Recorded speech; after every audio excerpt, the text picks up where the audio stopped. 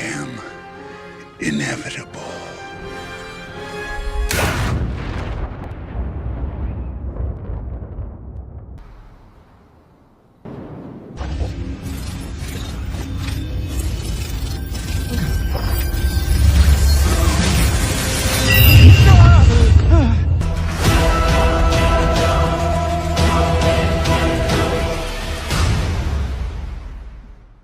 What's going on, guys? In today's video, we are going to be going through the list of superpowers that both Devon and Levan possess. And we're going to almost imagine that we're in a video game, we're selecting characters, and we're going into that final battle. And which way do you lean? Do you lean towards the monster, or do you lean towards the wizard? As you saw in that kind of opening scene with that Marvel reference with...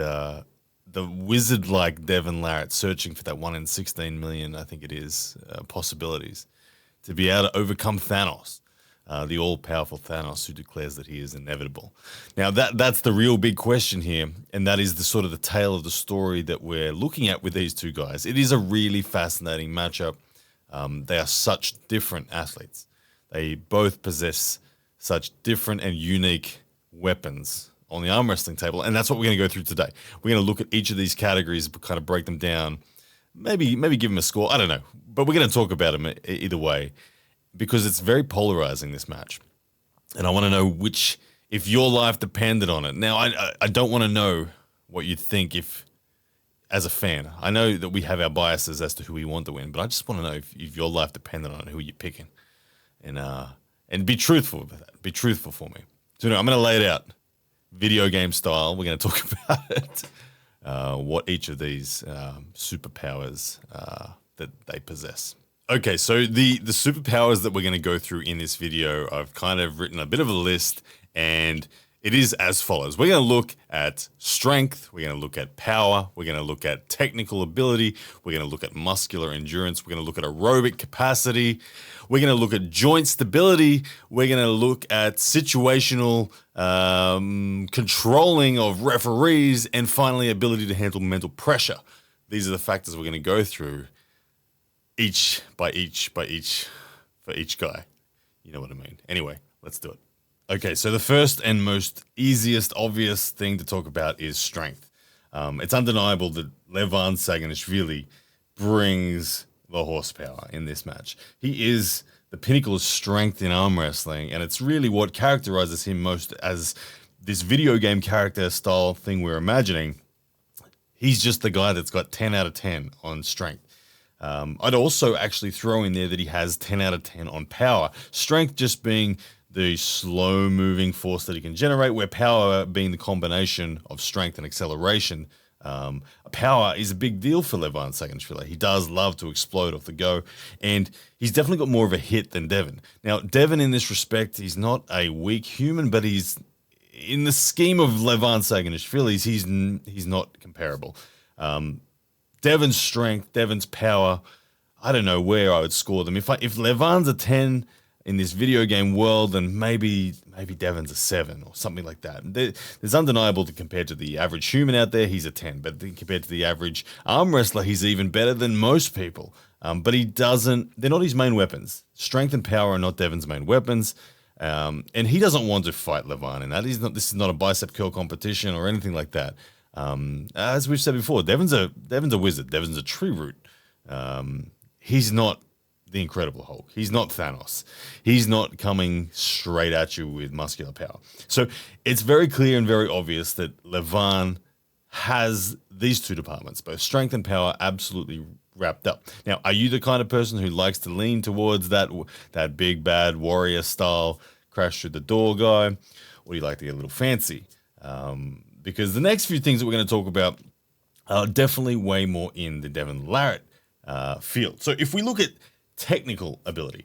Now, technical ability is something that Devon definitely possesses more of than Levan. Now, technical ability, it's no slight on Levan. He is an incredibly capable arm wrestler. He moves well. He clearly understands the sport. He's been around a long time. He's won WAF World Championships. He's done a lot there is to do, and he's always looked technically sound. He understands his strengths. He understands his weaknesses, and he moves within the lanes accordingly. But Devon, on the technical level, he just has more tools in the belt. He is that wizard who can confuse. He can cause traps and dead spaces. He looks for little cracks, as he likes to call them, and puts a wedge in there. He only feels like he needs one crack to start to show before he can exploit and open up and ultimately disable his opponent. So when it comes to technical ability, Devon is without doubt the 10 in this regards. Levan, maybe around that 7. So sort of the same sort of distance so far. One with power, one with technical ability and options. And we start to think, okay, well, that's a fair fight. We've got strength versus technique, but there's definitely more to it. There are more factors that we have to consider. Now, given that this is going to be at East versus West, I do believe it'll probably, they usually go 5 rounders, but I think for the championship one, they increase it. So correct me if I'm wrong, but I do believe it will be effectively a 1st to 4 round super match for the victor. So there are going to be factors like muscular endurance coming in.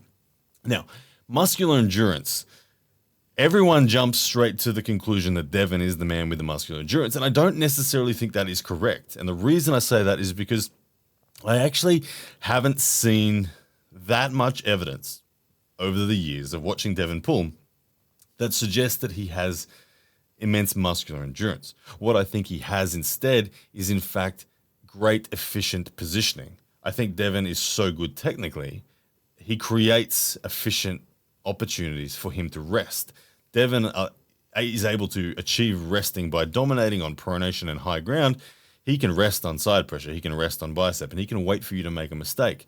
He can cause you to back off against his hand, then he can sit in that pocket of safety and recuperate his fuel and energy so that he can put that hard stop on when you surge once again. Now, a lot of people see that as muscular endurance. I don't. I see that as positional efficiency. So I think that goes back to the technical side of thing that Devon has wrapped up. So I don't necessarily think he has more endurance.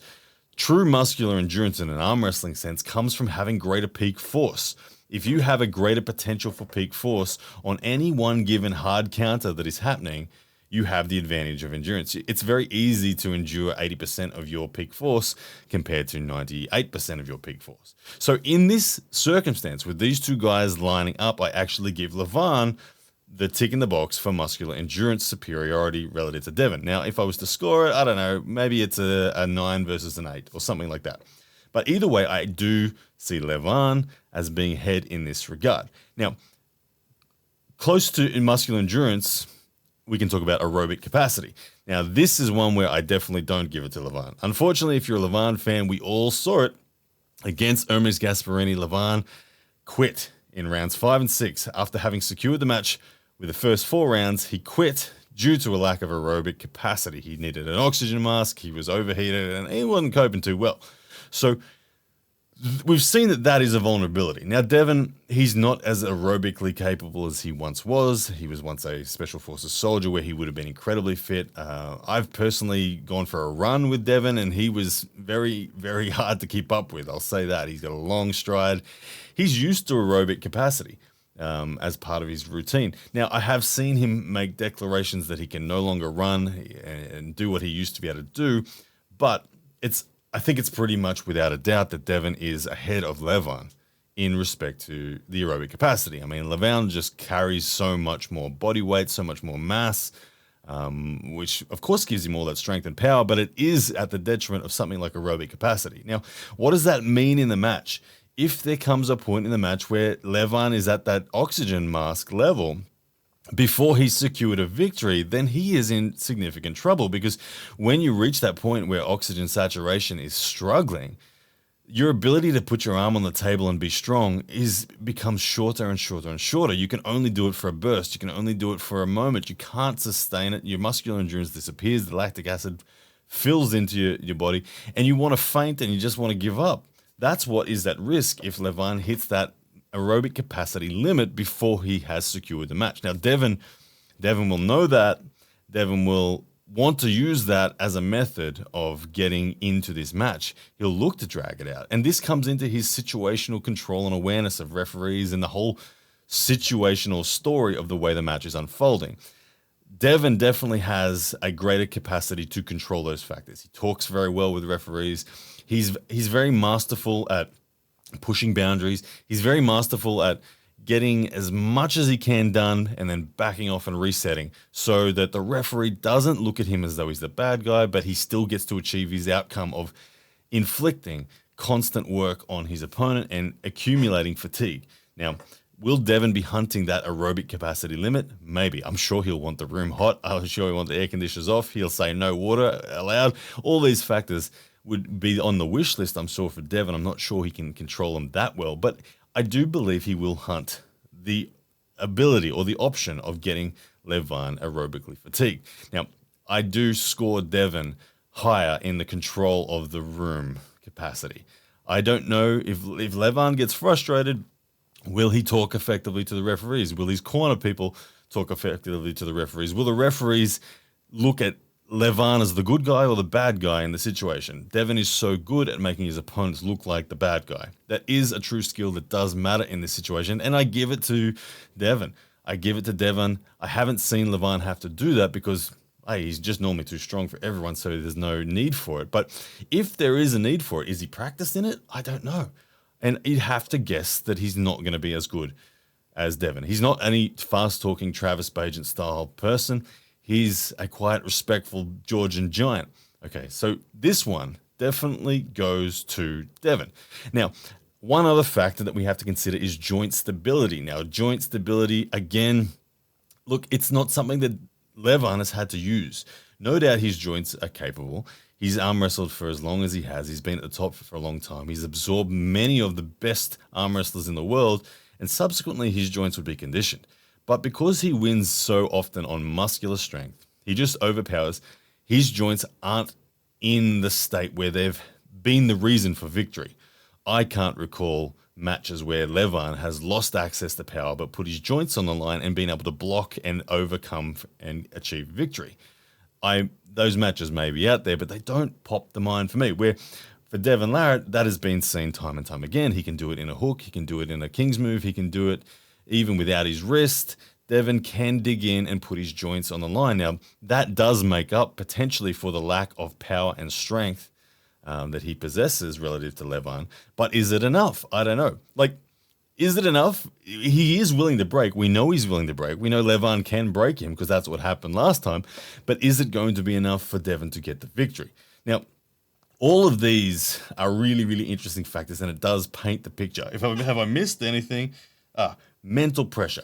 The one last thing is mental pressure. Who has more of it? Who can handle it better? Now, if I had to think who has more mental pressure, it's two very different scenarios here. You have Levan, who is the favorite to win. He is the king of the hill at the moment. He is the number one, and he won last time. The pressure is on him in that respect. It's a pretty vanilla pressure. And what I mean by vanilla is it's a pressure we can all understand easily. We know that the favorite has the pressure. We know that he has the expectation to do what he did last time. And we know he has the expectation to maintain his rank.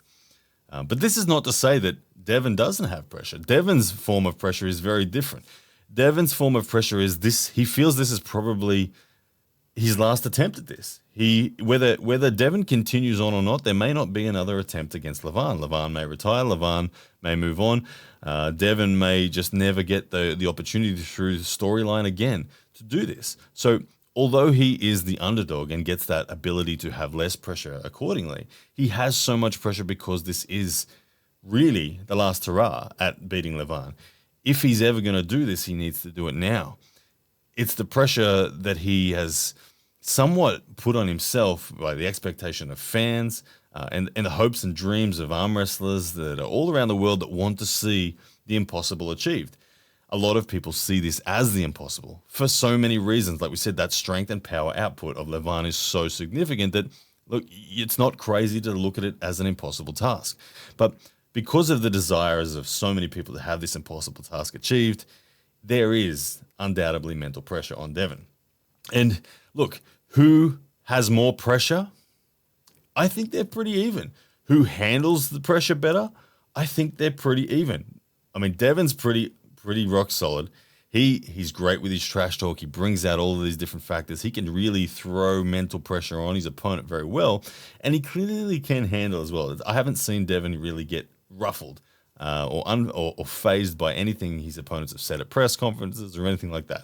But same can be said for Levan. Even though Levan isn't the trash talker like Devin is, he's ice cold. He's rock solid. He doesn't seem at all troubled by Devin's words. He comes out, he means business. He lets his strength do the talking, and he trusts that.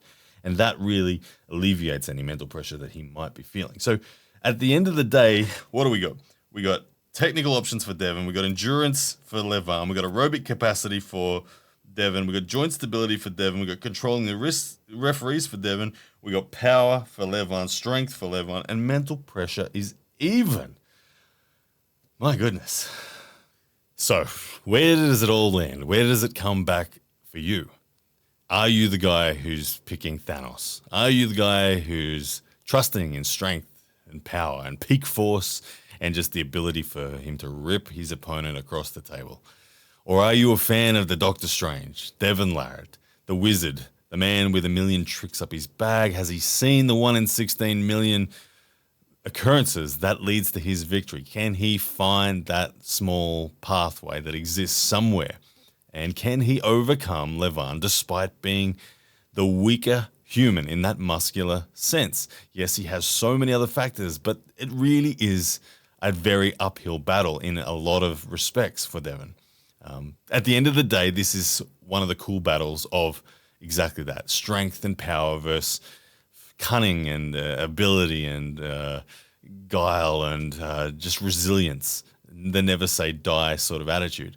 It is what we all love to do in video games. Now, I know, look, if I'm in a video game, I'm personally never choosing the guy that is the strong guy. I love picking the alternate route. I love trying to defeat a game with the most obscure tactics possible. That's just all the way I've always been when it comes to video games. So for me, the child in me is super excited to be able to see Devin win.